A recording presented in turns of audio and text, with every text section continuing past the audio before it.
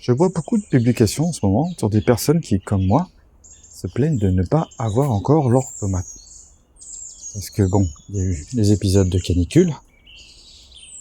Et malgré cela, après, quand il y a des accalmies ou avant, il peut y avoir d'autres causes qui engendrent ce phénomène d'un manque de fructification. Alors j'ai même reçu des commentaires un peu désobligeants là-dessus, qui se moquaient de moi. Alors que moi, c'est un phénomène que je connais tout à fait par rapport à ma situation.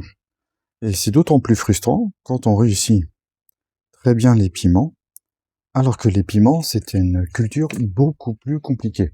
Alors c'est comme les poivrons, mais c'est un peu plus. Certains piments peuvent être beaucoup plus compliqués, tout simplement parce que c'est pas adapté à nos climats. Alors pourquoi l'un fonctionne et pourquoi pas l'autre? Alors avant de répondre à cette question, je me penchais sur une autre polémique qui n'est pas véritablement un problème, mais qui a bien soulevé des débats sur Internet, c'est la question des plans qui filent. D'ailleurs, je vois là aussi que j'ai un peu de taille à faire. Alors pourquoi je veux en parler? Parce que simplement, ça va un peu nous aider à comprendre la physiologie des plants de tomates. Ceux qui me suivent savent que je cultive sur balcon. Je vous montre là le côté nord de mon balcon. C'est presque une terrasse, hein. J'ai une bonne longueur de 9 à 10 mètres carrés. Et donc ici, donc je cultive sur balcon, mais en même temps, je fais aussi mes propres semis, donc mes semis en intérieur. J'ai fait pas mal de vidéos sur le suivi de la culture de mes plants de tomates. Et il faut savoir que comme ça a très bien marché cette année, malgré ce qu'on me disait, j'ai dû en donner, en vendre, en échanger, etc. Et donc, j'ai donné les plus beaux. Je vais pas donner des trucs moches aux gens. Je vais pas vendre ou échanger des trucs moches. Donc moi, je me suis gardé les trucs que personne ne veut, c'est-à-dire les longues tiges entortillées qui filent. Parce que je les avais laissées sur un côté, et je pouvais pas m'en occuper, je pouvais pas m'occuper d'une centaine de pieds de tomates dans une cuisine. Et là, vous voyez, ce plan-là, c'est typique de ça. C'est le soi-disant pied qui file quand on est en mars, ou quand on a planté avant, et qui finit par avoir une forme, je vous la remonte là bien en suivant, vous voyez, complètement entortillé. Et qu'est-ce qu'on voit avec ce genre de truc? C'est que ça ne pose strictement aucun problème si on fait les choses correctement. Et je le sais, parce que ça fait 8 ans que je cultive ici sur mon balcon.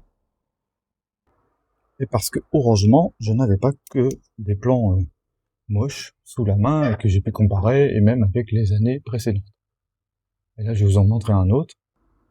Donc, je vous montre la base, et on voit qu'il était au début complètement entortillé, c'était une tige, et finalement il prend. Donc, pourquoi les plants qui filent, soi-disant, ne sont pas un problème? Tout simplement, c'est lié à la physiologie, à la biologie du plant de tomate. Et vous voyez là qu'ils sont robustes, feuillus, ils sont grands. Donc, il n'y a pas de stress visible, il n'y a aucun signe qui va nous porter alerte. Le seul souci qu'on a, c'est qu'il n'y a pas de fruits. Bon, et moi j'ai l'habitude, hein. Comme je dis, ça fait 8 ans que je suis là, et au bout d'un moment, je me suis fait l'idée de voir mes fruits tardivement. Quand on plante et qu'on cultive dans un substrat riche, quand on suit correctement la culture de ces plants, un plant qui est mal parti, selon les critères esthétiques du web, n'est pas du tout un plant qui est en souffrance et qui va donner une mauvaise culture. C'est au contraire même une opportunité d'avoir un meilleur enracinement. Parce que ce que je vous ai montré de mes plants, c'est la partie évidemment émergée. Mais il y a une partie cachée, c'est celle qui est enracinée. Donc il y a une partie de cette tige entortillée qui a fini dans la terre. Et alors ce qui est curieux quand on compare, donc je reste toujours sur ces plants de piment, là je vous en montre d'autres. Ce qui est curieux, c'est que les plants de piment, eux, ils sont déjà enfouis, alors que je les ai cultivés un peu comme les tomates. Il suffit de suivre mes vidéos précédentes, c'est-à-dire en cuisine, et j'ai acheté une lampe, je crois, au mois de mars. Donc les premiers mois, il n'y avait pas de lampe. Qu'est-ce qu'on remarque sur un pied de piment? Un pied de piment est beaucoup moins souple. On voit qu'il se lignifie assez rapidement, en comparaison d'un pied de tomate, qui reste toujours assez souple et vert. Donc il y a une différence fondamentale entre le pied de tomate et le plant de piment quand on suit leur croissance. Avec les mêmes conditions, je répète. Le pied de tomate, s'il file, il peut récupérer. Et au contraire, il peut apprendre du stress qu'il a subi dans ses premiers stades de développement. Alors que le pied de piment a lui besoin des meilleures conditions au début, parce que après il va stagner. La tomate étant plus souple, elle va repartir, refaire des racines, et au contraire se fortifier. Ce qui n'est pas le cas du piment, qui lui, au contraire, s'il est mal parti, va végéter beaucoup plus longtemps, et il va avoir bien du mal à faire des fruits. C'est ce que j'ai constaté les années d'avant. Donc, ce n'est pas le problème d'avoir un plant qui était moche et qui filait au départ, qui empêche la fructification. C'est autre chose. Ce n'est pas le stress, parce qu'il n'y en a pas. Ce n'est pas la maladie, parce qu'il n'y en a pas. Je vous montre des gros plans. Vous pouvez me confirmer ou pas si vous voyez des maladies, des signes de stress. Ah, regardez, j'en ai un petit peu là. Celle-là, une feuille qui a des petites taches. Ah, c'est bien la seule, hein. C'est une partie d'ailleurs qui reçoit le soleil directement, mais là on voit que ça s'est simplement fait manger. Je dois avoir des chenilles dans le coin ou peut-être des fourmis. J'ai un passif avec des noctuelles, donc c'est possible que j'ai des noctuelles ici. Donc il faut que je fouille. Donc, mais c'est pas ça qui m'empêche d'avoir des fleurs. Surtout sur ces plantes-là qui sont des bétalux. Le problème, là vous le voyez, hein. Vous le voyez par rapport à l'heure. Bah, je suis à l'ombre. Et les plants de tomates ont besoin d'au moins 8 heures d'ensoleillement par jour. Ils ont besoin d'accumuler de la chaleur et de la lumière. On parle beaucoup de chaleur, on oublie beaucoup la lumière. Alors ça ne veut pas dire qu'ils ont besoin, qu'il ne faut pas les mettre à l'ombre pour les protéger. Il y a un équilibre à trouver entre ce besoin de chaleur et cette protection d'ombre. Je n'ai pas choisi l'emplacement de mon balcon, enfin de mon potager, puisque je suis sur le balcon. Donc moi j'y peux rien si j'ai le soleil qui n'arrive qu'à 16h ou 17h. J'y peux rien. Et donc du coup, j'ai mes tomates très en retard. Je les ai à la fin de l'été, en septembre, en octobre, en novembre et même en décembre. Si vous me croyez pas, vous regardez mes vidéos de l'année dernière et vous verrez que j'ai récolté jusqu'en décembre. Alors en décembre, c'est pas les tomates les meilleures, mais en novembre, elles sont encore très bonnes. C'est-à-dire que quand tout le monde n'a plus rien, parce qu'en général, les gens, ils ont plus rien à partir d'octobre, moi, c'est la pleine saison.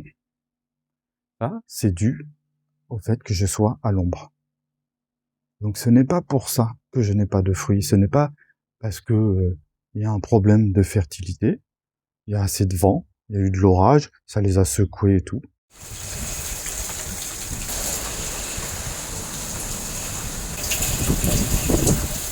Il y a un problème d'énergie. La plante n'emmagasine pas assez de lumière à ce stade-là. Moi, ils n'ont pas vraiment souffert de la chaleur, parce que j'ai fait attention, ils sont à l'ombre, et en plus je les ai brumisés plusieurs fois. on voit bien qu'il n'y a pas de signe de stress du genre, il n'y a pas de feuilles repliées. Il y a des petits trucs, comme vous avez vu. Tiens, là on voit encore une feuille mangée. Mais c'est rien d'alarmant. Et il y a de la vie sur mon balcon. C'est un milieu artificiel, mais si vous suivez mes vidéos, j'ai énormément de vie.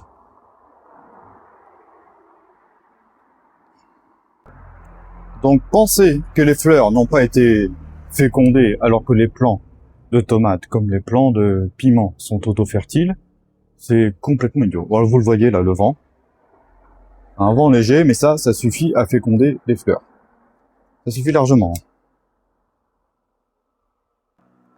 Quand un pied de tomate ne reçoit pas son quota d'ensoleillement, ben elle va privilégier la croissance végétative, c'est-à-dire les feuilles. Et c'est seulement après, quand le plant sera devenu extrêmement robuste parce qu'il aura fait plein de feuilles, plein de racines, c'est proportionnel, hein. C'est proportionnel. C'est seulement après qu'il va se décider à faire des fruits. C'est-à-dire que c'est le plant de tomate lui-même qui se dit, c'est pas le moment de faire des fruits, j'ai pas assez de soleil, donc je fais des feuilles. En fait, c'est quelque chose de physiologique. Il faut comprendre la biologie des plants, plutôt que de paniquer et de commencer à appliquer des solutions un peu bidons, et d'imaginer qu'il y a des maladies ou des trucs comme ça. Parce que bon, les commentaires comme ça, j'en ai pas beaucoup, mais j'en ai. Oh, tes plants filent, oh, tu manques de lumière, oh, tes fleurs sont pas fécondées. Non mais, les gars, je suis sur un balcon. Alors je crois que c'est d'ailleurs des gars, hein. C'est tous des commentaires de mecs un peu aigris. Je suis sur un balcon, et je peux quoi? Je vais me mettre des spots sur un balcon? Non, je vais faire quoi? Je vais mettre une ruche sur un balcon? Faut être un peu raisonnable. Et à un moment, quand on cultive avec des contraintes, et je suis pas le seul, hein, il y en a qui ont des petits balcons de ville, et ben on fait avec. Et puis on apprend. Donc, pour ceux qui sont dans la même situation que moi, il n'y a pas de stress, on attend, du tout.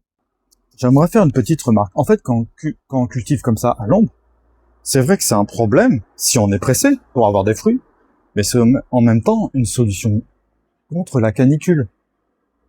Quand je vois des publications de plants grillés et des gens stressés alors qu'ils ont du paillage, regardez, moi j'ai pas des masses de paillage. Quand on est en ville, c'est un peu compliqué de se procurer, puis j'en ai pas vraiment besoin à ce stade-là. C'est plutôt au mois d'août que je vais pailler. Je vais pailler en fonction de ce que je trouve. Là, je me suis fait un stock de prêles pour ça, mais je le mets pas encore, sinon mon chat il se met à bouffer la prêle et après il vomit partout. Il se purge avec. Et puis l'année dernière, j'avais mis des fleurs, c'était super et ça sentait super bon. Et j'ai envie de refaire ça. Mais c'était fin juillet, début août. Donc pour l'instant, j'ai pas cette ressource-là et je n'ai pas de stress hydrique ou quoi que ce soit, donc j'en ai pas besoin. Donc oui, on a des plants de tomates en retard quand on cultive à l'ombre.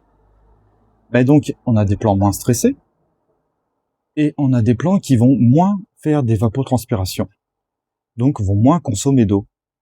Et donc du coup mon système avec des Zoya ou des bouteilles avec des cônes d'argile, donc là je vous montre un Zoya fait à la main que je dois remplir.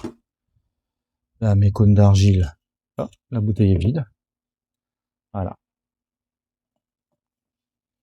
Et ben ça maintient les plants, ça suffit pour maintenir les plants en vie. J'ai pas besoin d'arroser tous les 2-3 jours comme les gens disent. Vous voyez ce petit vent? Ça suffit pour la fertilité des fleurs. Ça suffit. Donc, y a pas c'est pas des fleurs qui n'ont pas été fécondées, je le redis. En conclusion, qu'est-ce qu'on pourrait dire? Bah, que la patience, c'est le maître mot. Le suivi des cultures, évidemment, on observe, hein, comme par exemple ces feuilles qui se font manger. On regarde, si on voit des signes de stress et tout ça, eh ben il faut agir. Mais s'il y a rien, bah il y a rien à faire, hein. Voilà. Donc ça sert à rien de se comparer à des gens qui sont en pleine terre, des gens qui ont du soleil. On a tous un contexte différent. Et c'est en fonction de ça qu'on aura un jardin différent. Moi, je le sais, j'ai toutes mes expériences des années précédentes pour me le certifier. J'aurai des tomates, et j'en aurai plein, et j'en aurai des bonnes, des bien meilleures que celles qu'on trouve même sur les étals des cultivateurs. Parce que les miennes seront pas pleines d'eau, donc elles auront du sucre, elles auront du goût, et puis elles auront aussi de la lumière du mois d'août.